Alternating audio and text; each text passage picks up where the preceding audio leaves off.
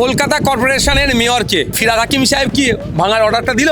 যে মাইনে একটা মন্ত্রী 1.5 লাখ টাকা, যে প্রধানের মাইনে 5,000 টাকা, সে কিভাবে 10-14 লাখ টাকার গাড়ি চেপে ঘোরে বলুন? তারা প্রধান। দীর্ঘদিনের আমার ডিমান্ড ছিল, এবারে সরকারে এসে শুভেন্দু অধিকারী মহাশয় মুখ্যমন্ত্রী পশ্চিমবাংলা তিনি ঘোষণা করলেন যে লাইভ স্ট্রিমিং হবে। এটাকে আমরা স্বাগত জানিয়েছি। টোটাল পশ্চিমবাংলাতে তৃণমূল আর কিছু নেই, ওই যা আছে এবার কাগজে বাঘ 80টা, ওই 80 থাকা আর 0 থাকা সমান। আগে আমাকে ইনকিলাব জিন্দাবাদ একাই বলতে হতো, এবার আমি যদি ইনকিলাব বলি রানাদা বলবে জিন্দাবাদ। এই মুহূর্তে আমাদের সঙ্গে রয়েছেন ভাঙড়ের দ্বিতীয়বার বিধায়ক হিসেবে নির্বাচিত হওয়া বিধায়ক নওশাদ সিদ্দিকী। দাদা, এই মুহূর্তে রাজ্যের পরিস্থিতি, বিজেপি তো সরকার গড়েছে, কিন্তু তিলজলার যে ঘটনা, কোনো নোটিশ পিরিয়ড ছাড়াই আমরা দেখলাম যে যেভাবে তাদের ওখানে একটি ঘটনা ঘটেছিল, তারপরে সে সমস্ত বেআইনি নির্মাণ ভাঙতে সরকার নির্দেশ দেয়, সেখানে আপনিও গিয়েছিলেন। এখন কি অবস্থা? প্রথম কথা আমি বলবো, এতদিন বলিনি, আজকে বলছি। কেএমসির আন্ডারে কলকাতা কর্পোরেশনের মেয়রকে কোন দলের? তৃণমূল কংগ্রেসের ফিরহাদ হাকিম সাহেব। তো ফিরহাদ হাকিম সাহেবের বিনা অর্ডারে ওটা ভাঙতে পারবে না। তাহলে বিজেপির মুখ্যমন্ত্রী হলেও কিন্তু ওটা কেএমসির আন্ডারে। মুখ্যমন্ত্রী যতই চিৎকার করুক না কেন, ও কেএমসি একটা স্বতন্ত্রতা আছে। তাহলে ফিরহাদ হাকিম সাহেব কি ভাঙার অর্ডারটা দিল? তাহলে বিজেপি আর তৃণমূল কোনো জায়গায় তলে তলে আছে, এক নম্বর কথা। দ্বিতীয় কথা হচ্ছে ইললিগাল কনস্ট্রাকশনের বিপক্ষে আমি, কিন্তু ইললিগাল কনস্ট্রাকশনকে ডেমোলিশ করতে গেলে ইললিগাল ওয়েতে যাবে, এটা মেনে নিতে পারি না। ওটা কারখানা একটা, এখনও ফ্যাক্টরিজ অ্যাক্ট অনুযায়ী 2029 সাল পর্যন্ত ওর ভ্যালিড আছে, সমস্ত রকম পেপারস আছে কারখানার জন্য। তারপরে হঠাৎ সে অর্থে তাদের কাছে নোটিশ সার্ভ না করে ভাঙতে চলে যাওয়া কতটা যুক্তিযুক্ত? 50টা পরিবারের ওখানে রুজি রুটি চলে, তাহলে 50টা পরিবার ধ্বংস হলো, রাস্তায় বসলো। সেই জন্য আমি আইনের দ্বারস্থ হয়েছি। যারা আপনার বাড়ির যারা কোম্পানি, যারা মালিক বা বাড়ির মালিক, তারা আমি যেদিনকে গিয়েছিলাম সেদিনকে সকালেই কোর্টে পিটিশন করেছিল। সেদিনকে সন্ধ্যায় বিকাশ স্যারের সাথে কথা বলি, ওদের পিটিশনটাতেই বিকাশ স্যার অ্যাডভোকেট হিসাবে দাঁড়িয়ে স্টে করে, অর্থাৎ ইললিগাল ওয়েতে যে ডেমোলিশ করতে গিয়েছিল সেটাকে আটকে দেয়। সেখানকার কাউন্সিলর তিনি তো বোঝাতে চাইছেন যে এটা বাম আমলে তৈরি, কারণ তিনজাকি যখন হয়েছে। আমি একটা কথা বলি, সব গল্প শুনিয়ে লাভ হবে না। কোন আমলে তৈরি আছে না আছে, আমি কাউন্সিলর যখন আমার এগুলো কর্তব্যের মধ্যে পড়ে, এগুলো দেখভালের। দেখুন, এখন এটাকে দেখিয়ে চলে যাচ্ছে। আমি এতটুকু বলছি, আগামী দিনে আমিও খুঁজছি যেগুলো সরকারি জায়গা দখল করে ওর আশপাশেই ইমারত বানিয়েছে, আমার কাছে বেশ খবর আসছে, সেগুলো কি হবে তার জবাব দিতে পারবে তো। দাদা, ভাঙড়ে আপনি বক্তৃতা দেওয়ার সময় বলছিলেন যে তোলাবাজি বন্ধ করাটা এবারের টার্গেট হবে, কি মনে হয়? এখানে তো এখন তৃণমূলের জামানা শেষ, শওকত মোল্লার এখানে প্রভাব বোধহয় শেষ, বোধ হয় না, টোটাল পশ্চিমবাংলাতে তৃণমূল আর কিছু নেই। ওই যা আছে এবার কাগজে বাঘ 80টা, ওই 80 থাকা আর 0 থাকা সমান। এখানে তার মানে তোলাবাজি ব্যাপক পরিমাণে হতো তো, সাধারণ মানুষকে জিজ্ঞাসা করুন না।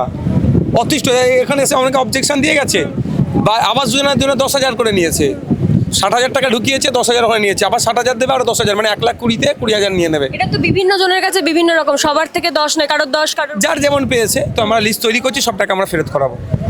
এই যে বক্তৃতা দেওয়ার সময় যে কথাটা বললেন, নটোরিয়াস ক্রিমিনাল, মাচ্চোর গানটা নওশাদ সিদ্দিকীর কেমন লাগে?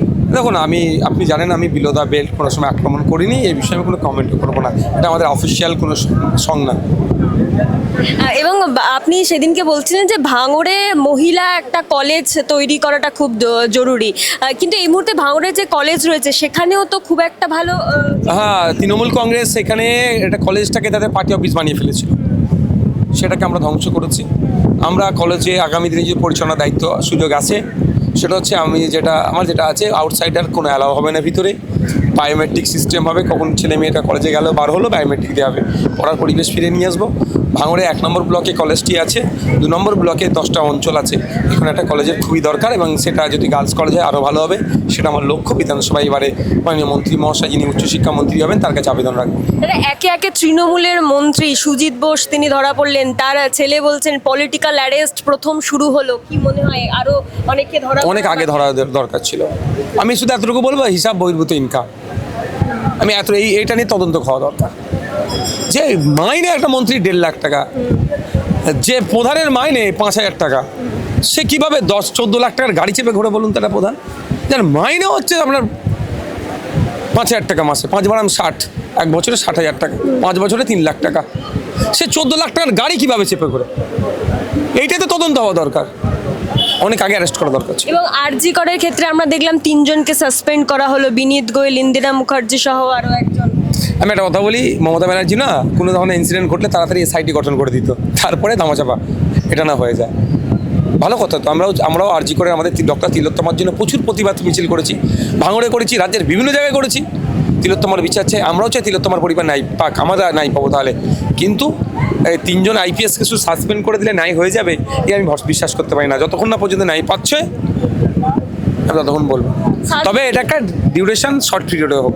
যদি এরা দোষ করে থাকলে মাস 6-11 মধ্যে বিচার হয়ে যাক, শাস্তি পাবে, আর না হলে ঝুলিয়ে রাখা উচিত হবে না। কিন্তু তাদের সাসপেন্ড করা মানে তো তারা 50% বেতন পাবে। তো আমি ওই জন্য কি বললাম, আমি মাস 6-1 মধ্যে কিন্তু আবে গুটিয়ে দিই পাঠ। কিন্তু এই যে সরকার বিভিন্ন পদক্ষেপ নিচ্ছে, এতে সাধারণ মানুষ ভীষণ খুশি হচ্ছে। কি মনে হয় যে এইভাবে এটা কি শুরুতে জাস্ট ট্রেলার দেখাচ্ছে, নাকি এইভাবেই সরকারটা চালাবে, কি মনে হয়? দেখুন, সকাল হয়েছে, বেলা হতে এখন বাকি, যতটুকু হচ্ছে ততটুকুর উপরে চর্চা করব। আগামীতে কী হবে এখন বোঝা মুশকিল। তবে এখন যেটুকু হয়েছে তো মানুষ পজিটিভ হিসাবে নিচ্ছে, যখন পজিটিভ বলবো।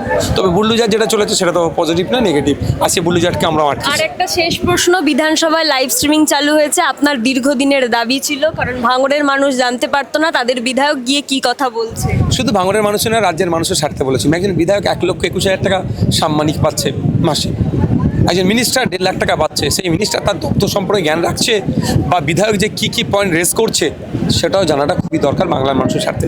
বলে কী হবে, ট্রান্সপারেন্সি আসলে আগামী দিনে বিধায়ক নির্বাচনের ক্ষেত্রে মানুষ অনেক সচেতন হবে যে আমি কাকে নির্বাচন করে পাঠাবো। সে যদি কথাই না বলে আমার কথা বিধানসভার মধ্যে গিয়ে, তার পরিবর্তে একটা ভালো লোককে দাঁড় করাতে হবে। তো এই দীর্ঘদিনের আমার ডিমান্ড ছিল। এবারে সরকারে এসে শুভেন্দু অধিকারী মহাশয়, মুখ্যমন্ত্রী পশ্চিমবাংলার, তিনি ঘোষণা করলেন যে লাইভ স্ট্রিমিং হবে। এটাকে আমরা স্বাগত জানিয়েছি।